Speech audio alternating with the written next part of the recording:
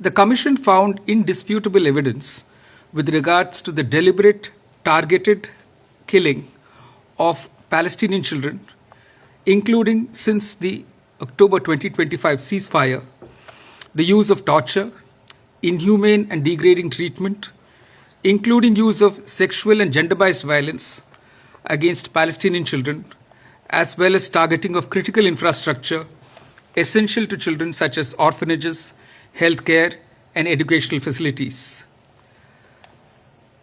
There has been a widespread and systematic killing and harming of children between 7th October 2023 and 7th October 2025.